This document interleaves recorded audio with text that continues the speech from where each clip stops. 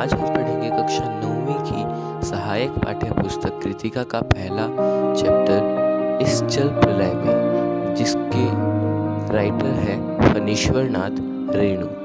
तो आइए इस पाठ का सार पढ़ लें। इस जल प्रलय में शीर्षक पाठ में लेखक ने बाढ़ का वर्णन किया है। लेखक बिहार की राजधानी पटना में रहता है। उसका गांव ऐसे क्षेत्र में आता है जहां पर हर वर्ष पश्चिम, पूर्व और दक्षिण की कोसी, पनार, महानंदा और गंगा की बाढ़ से पीड़ित लोग शरण लेते हैं। परती अर्थात बंजर भूमि पर गाय, बैल, भैंस तथा बकरों के झुंड को देखकर लोग सहज ही बाढ़ की भयंकरता का अनुमान लगा लेते हैं। लेखक को तैरना नहीं आता, वह बाढ़ पर कई लेख लिख चुका है। लेखक ने विभिन्न वर्षों में आई बाढ़ों का वर्णन करते हुए बताया है कि सन 1967 में भयंकर बाढ़ आई। तब उसका पानी राजेंद्र नगर, कंकड़बाग तथा अन्य निचले हिस्सों में भर गया था। तब लोगों ने आवश्यक सामग्री एकत्रित कर ली थी तथा बाढ़ की प्रतीक्षा करने लगे थे। इसी बीच कभी राजभवन तो कभी मुख्यमंत्री निवास के बाढ़ में डूबने के समाचार आते रहे। कॉफी हाउस भी पानी में डूब चुका था। लेखक अपने एक अंतरंग मित्र के साथ रिक्शा में बैठकर बाढ़ पीड़ित क्षेत्रों को देखने के लिए निकलता है। उस समय दूसरे लोग भी बाढ़ का पानी देखकर लौट रहे थे। सभी लोगों की यह जानने की जिज्ञासा थी कि पानी कहाँ तक आ गया है और कहाँ तक आने की संभावना है। लेखक भी पहले तो लौटने का विचार कर रहा था, किंतु तभी उसने कुछ और आगे जाने का मन बना लिया। वह रिक्शा में बैठकर गांधी मैदान की ओर चल दिया। गांधी मैदान की रेलिंग के सहारे खड़े हजारों लोग बाढ़ के पानी को देख रहे थे। संध्या हो चुकी थी। बहुत से लोग पान की दुकान के सामने खड़े समाचार सुन रहे थे। पानी स्टूडियो तक आ चुका था। समाचार दिल दहलाने वाला था, किंतु लोग कुछ ज्यादा परेशान नहीं थे। वे अन्य दिनों की भांति ही हंस खेल रहे थे। उस पान वाले की बिक्री अवश्य बढ़ गई थी। कोई भी व्यक्ति बाढ़ से भयभीत नहीं दिखाई दे रहा था। हमारे ही चेहरे दुखी लग रहे थे। कुछ लोग कह रहे थे कि एक बार पटना भी पूरी तरह से डूब जाए तो सारे पाप धुल जाएंगे। वे ताश खेलने के लिए बैठना चाहते थे कि तभी उनके मन में विचार आया कि इनकम टैक्स वालों को इसी समय छापा मारना चाहिए। उन्हें बहुत सा माल एक ही स्थान पर मिल जाएगा। लेखक अपने मकान पर पहुंचा ही था कि उसी समय लाउडस्पीकर से घोषणा करने वाली गाड़ी उनके मोहल्ले में पहुंची। वह घोषणा कर रही थी कि भाइयों, ऐसी संभावना है कि बाढ़ का पानी रात के 12 बजे तक लोहानीपुर, कंकड़बाग और राजेंद्र नगर में घुस सकता है। अतः आप सावधान रहें। लेखक घर में गैस की स्थिति का पता लगाता है। वह फिर सोने की कोशिश करता है, पर नींद कहाँ आती। वह उठ जाता है और कुछ लिखना चाहता है तो उसके मन में अनेक पुरानी यादें आने लगती हैं। लेखक याद करता हुआ लिखता है कि 1947 में मनिहारी में बाढ़ आई थी। लेखक गुरुजी के साथ बाढ़ से पीड़ित लोगों की सहायता के लिए उस क्षेत्र में गया था। उनकी हिदायत थी कि हर नाव पर दवा, माचिस तथा केरोसिन तेल अवश्य रहना चाहिए।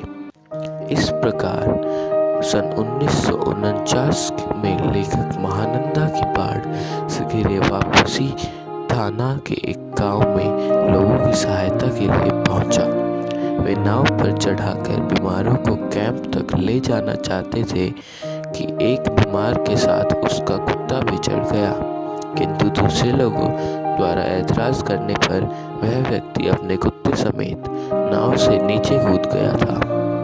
लेखक सहायता के लिए कुछ और आगे गया तो पता चला कि वहाँ लोग कई दिनों से मछली व चूहों को झुलसाकर खा रहे हैं।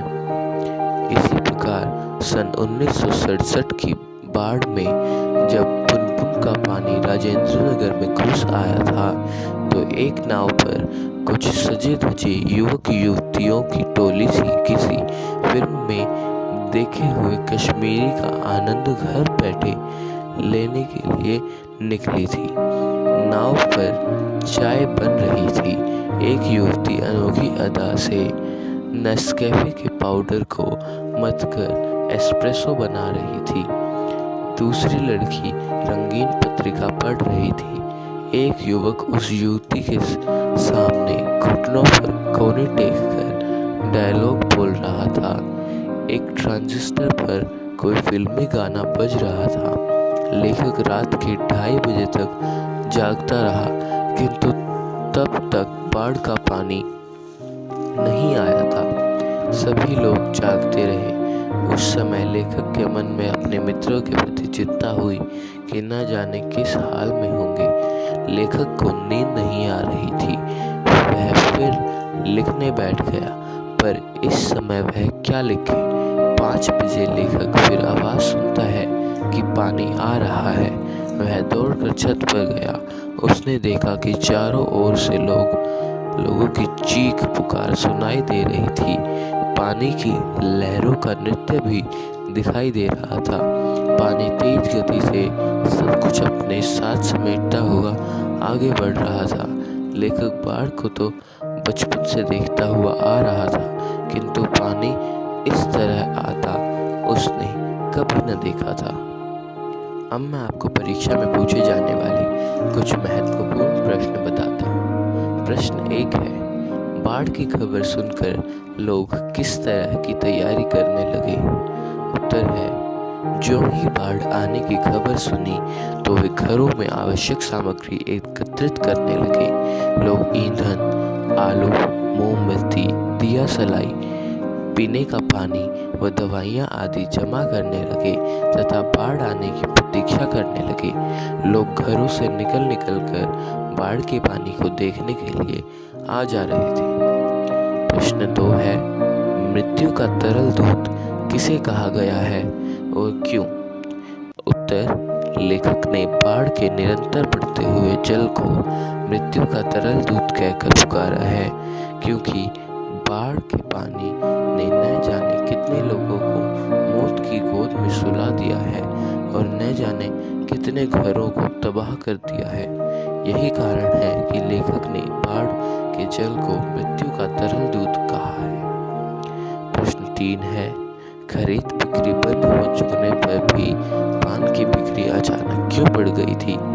उत्तर, बाढ़ के आने का खतरा बढ़ता जा रहा था, इसलिए अन्य सामानों की दुकानें बंद होती जा रही थी, परंतु पान की बिक्री बढ़ गई थी क्योंकि बाढ़ को देखने के लिए बहुत से लोग वहां एकत्रित हो गए थे।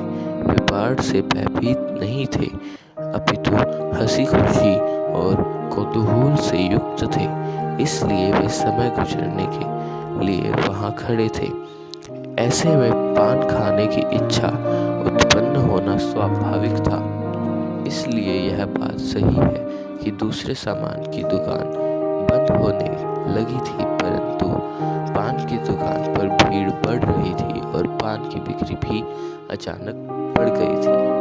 प्रश्न 4 है, बाढ़ पीड़ित क्षेत्र में कौन कौन सी बीमारियों के फैलने की आशंका रहती है। उत्तर है, बाढ़ पीड़ित क्षेत्र में अक्सर पकाही घाव हो जाते हैं।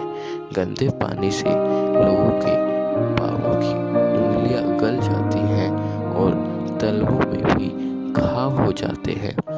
इनके अतिरिक्त हैजा, मलेरिया, टाइफाइड आदि बीमारियां फैलने की भी आशंका हो जाती है।